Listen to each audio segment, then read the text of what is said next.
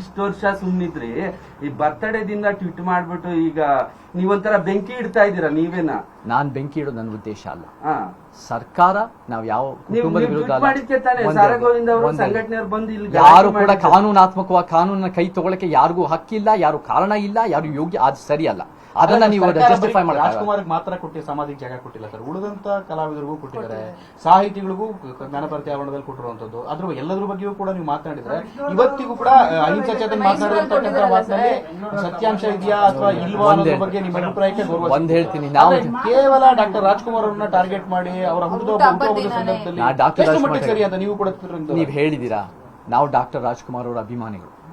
ನಾನು ಅವಲೇ ಹೇಳಿದೀನಿ, ಡಾಕ್ಟರ್ ರಾಜ್ಕುಮಾರ್ ಅವ್ರಿಗೆ ಇದ್ದಿದ್ರೆ ಈ ರೀತಿ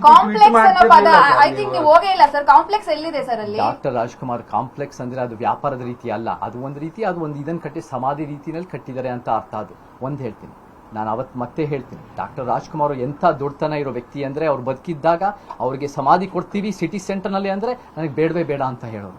ಅವರ ವಿಚಾರನ ಅನುಸರಿಸಬೇಕು, ಅವರ ಸರಳತೆ ಅನುಸರಿಸಬೇಕು, ಅವ್ರು ಕಂಡಿರೋ ಕನಸಿನ ಚಿತ್ರರಂಗನ ಮುಂದುವರಿಸಬೇಕು. ನಾನು ಇದನ್ನ ದೊಡ್ಡದು ಮಾಡಬೇಕು, ಇದನ್ನೆಲ್ಲೋ ಕಡೆ ಪ್ರಚಾರ ಪಡಿಬೇಕು, ಇದನ್ನ ಎಲ್ಲೋ ಸಂಘರ್ಷ ಮಾಡಬೇಕನ್ನೋ ಉದ್ದೇಶ ಅಲ್ಲ. ಬಟ್ ಅವರ ಸರ್ಕಾರದ ಯೋಜನೆಗಳಿಂದ ಯಾವ ರೀತಿ ಸಂಘರ್ಷಗಳಾಗಿದೆ, ಯಾವ ರೀತಿ ಸಮಸ್ಯೆಗಳಾಗಿದೆ, ಯಾವ ರೀತಿ ಅವ್ರ ರೀತಿನಲ್ಲಿ ಭೇದ ಭಾವನೆ ಆಗಿದೆ, ಯಾವ ರೀತಿ ಸರ್ಕಾರ